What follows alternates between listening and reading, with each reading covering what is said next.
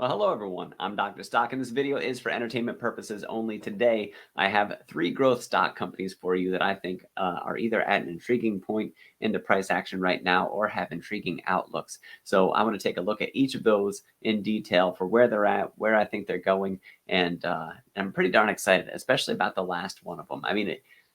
We're going to say moderately excited, somewhat excited, and then very excited. But I am excited about all of them. And, I hope that comes through my voice because sometimes it doesn't always come out the same way I listen to me. And it sounds kind of boring when inside I'm like, ah. So I am excited about them.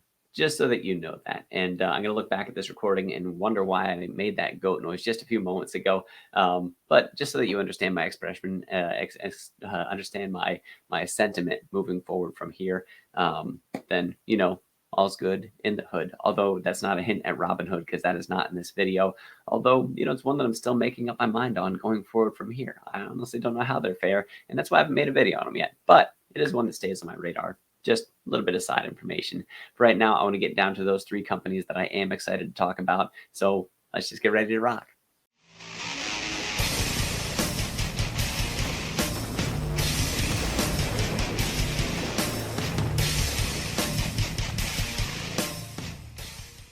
All right, welcome back. For those of you who are interested, down in the description is the link to my Patreon. If you want to see more of what I have to offer within my portfolios, my weekly newsletter, weekly watch list of stocks, if you want to join the community of investors that I also have over in my private Discord, those patrons are extremely enthusiastic and always excited about looking for the next opportunity and just increasing their financial status to a point where they can live comfortably in their lives and they can experience financial freedom. And so that's sort of what we're all after there. And we all work together to make the best decisions possible.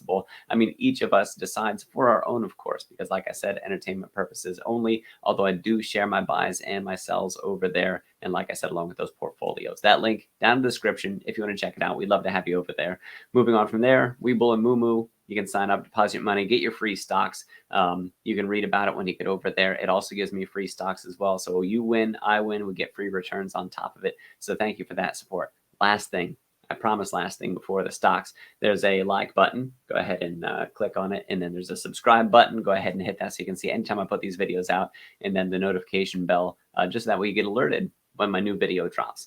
Sometimes they're very time sensitive, and sometimes you get a little bit of time to think over the things that I have to say. For these, I think you have a little bit of time to think over the things that I have to say, especially because the market is closed on Monday for Labor Day. And then so it opens up on Tuesday. So you can think things over, do your own research, read about it, and see what kind of decision you want to make. All right, let's move on with stocks.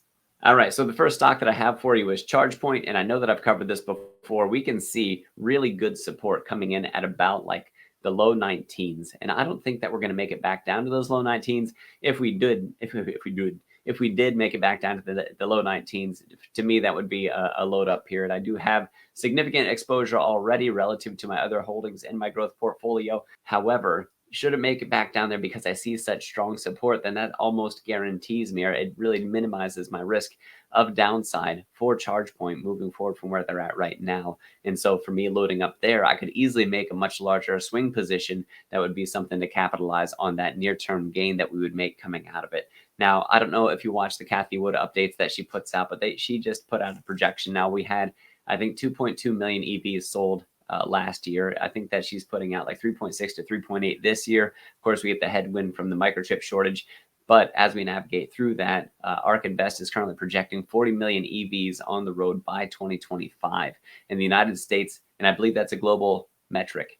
The United States is certainly a big part of that market. And also in the United States, we need charging infrastructure. And to me, ChargePoint is one of the biggest companies, or, it's one of the leaders out there that's going to capitalize on building out that EV charging infrastructure along the way. That they have some significant, we'll say, leaps to make ahead of them. But I think that they're going to make those leaps with their business moving forward as there's more people, more demand for the charging infrastructure. And as they build out that charging infrastructure, I think that they really stand to capitalize on their position. So with that said, right now, they're rocking as of market close on Friday, $22 per share, almost exactly. We can see the support that we have coming in right around in, let me see, the low price here was low price, $20.74. So just below $21 per share. I'd even put that down as low as $20 per share, that you really start to find that sort of hard support before we really break down into the 19s, which we even saw before in max selling pressure situations.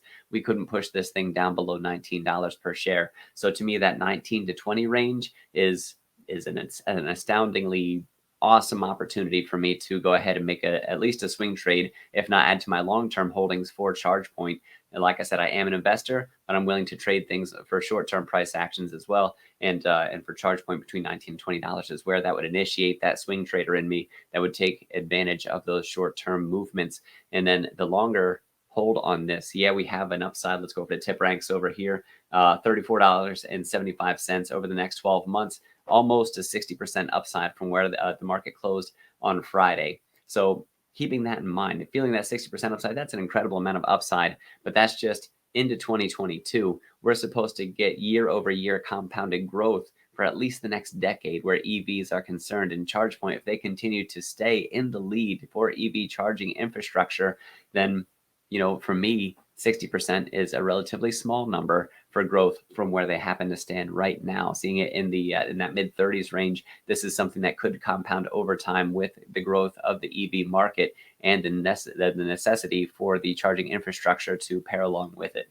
So that's why I put my name out there for ChargePoint. I think it's one of the best growth stocks that we can buy right now, or one of the best growth stocks to buy now, if you want to talk about it that way. So the ticker for that is CHPT for ChargePoint. So I'm sure if you watch this video, or if you heard other YouTubers talk about the EV space, and hopefully they do, if they do EV coverage, it is one of the fastest growing parts of the market that we have, and it's expected to just balloon over the next at least over the next decade. So that's one of the reasons why I get so many people excited and talking about it, and ChargePoint being one of the leaders in EV infrastructure. That's why I talk about it the way I do. All right, the next one. I said I was sort of excited. I'll put this one in the middle because that way kind of sandwiches it. SoFi. I think that SoFi has some opportunities. The fintech space is something that will have growing competition for it. And I think that overall, SoFi is going to do well over time. And well, it has, according to tip ranks, anywhere from a 50% to 100% upside over the next 12 months from where it currently sits. That whole student loan thing going on with the pandemic, that could be a headwind for them and something that holds off their prices for right now. And you can see the sort of sell-off that they had. At one point, they were up over $28 per share. And then the more recent highs of the mid-20s is where they were trading at per share. And then we had a nice little bullish pennant, and then it just failed. It failed on low volume, and you can see how excitedly that volume is still there. I think that we're very much in accumulation phase right now before we start to ramp up in that price. And more recently, check out that double bottom that we have, where we have nearly symmetric low prices over here and over here, right around that $14 mark. This actually dropped down as low as $13.56 before coming back up, and we have nearly symmetric highs. Now, this would be nicer if we had a larger body of a candle over here, so it's not going to be perfect. It's not completely textbook, but we have room up to the 50-day simple moving average that I have, which is sitting at 1586 as of the recording of this video. And then after that, we have this line of resistance up here that puts us up closer to 1672, so those high 16s. So we have, in my opinion, we have anywhere from about a 5% gain to look forward to over the next week, maybe even up to, maybe even a 10%. I'll put that range up there, 5 to 10%. If this formation plays out, and this is a technical play, if this does play out over the next week, like I said, 5 to 10% return moving along with that. If we can make it back up over that, that would also be a bullish sign for us to pass the moving average, to exceed it, to go up above it, because then it can act as support instead of resistance. And it's not enough just to peekaboo over it. We would like to go up above it on volume and have a closing price above that.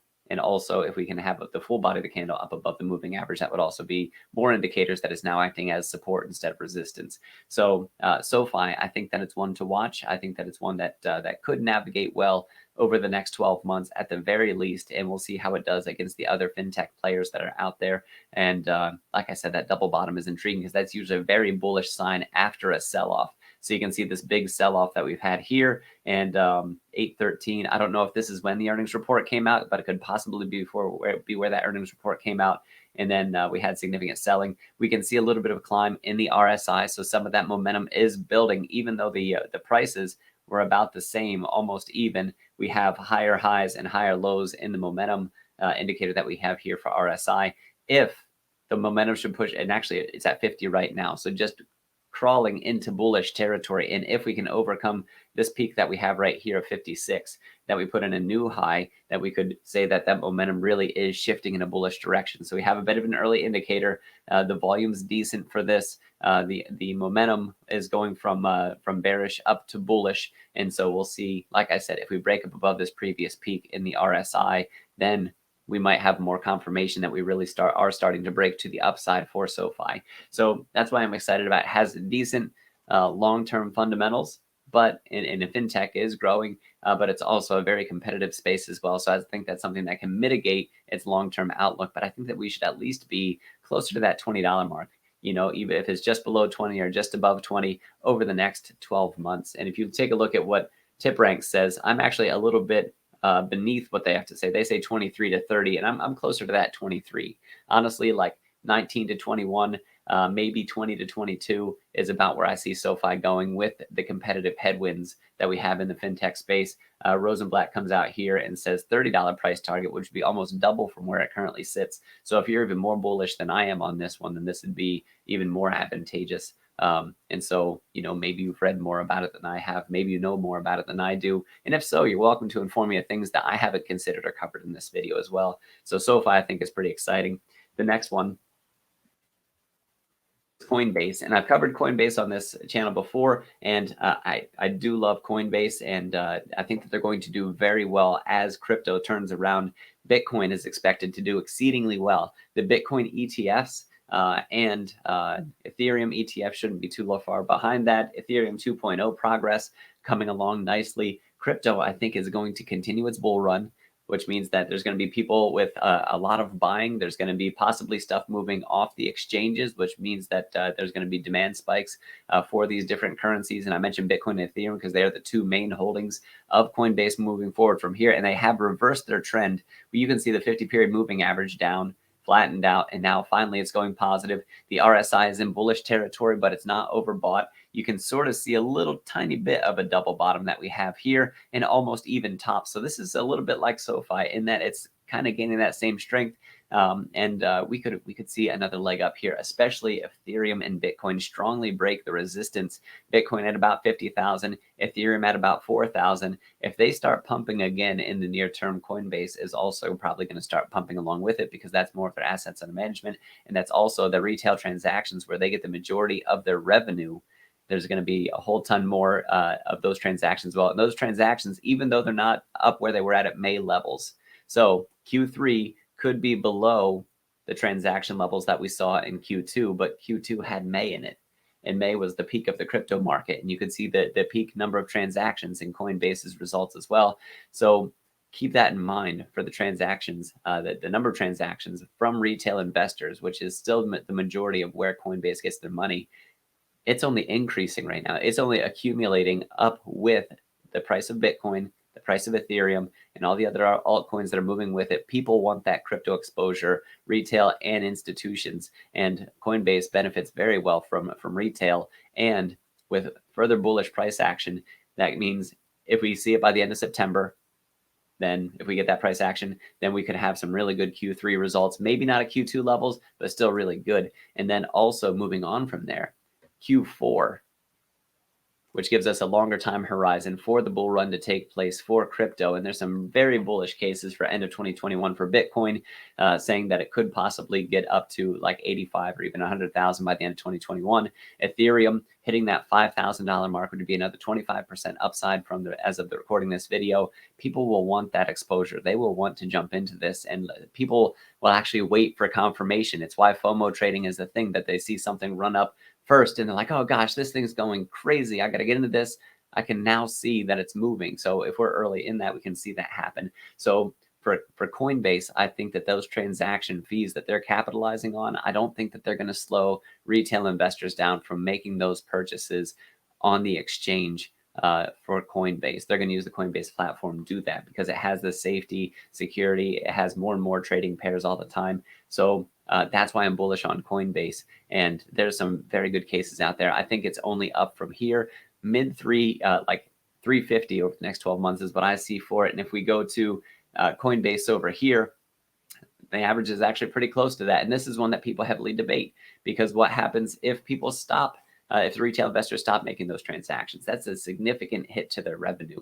What happens if there's a race to the bottom with those transaction fees, that in order to compete in the crypto market, that they have to approach zero with those transaction fees? How do they make their money? So those are considerations. Those are headwinds, and that's something that keeps me from saying the sky's the limit on this one and saying, go, let's go $600, because if there wasn't competition, if we didn't look at, I think it's Binance is talking about trying to hit up the public scene for being a publicly traded company. Those things, the competition coming to the market is something that will mitigate the results a little bit. And so we have to be aware of that. And that's why we want to watch them over time to see how they navigate that space. It's called innovate or die. So are they going to be able to innovate and continue to grow and continue to really pump out that sort of top line revenue and bottom line earnings? Like those are things that we really want to know.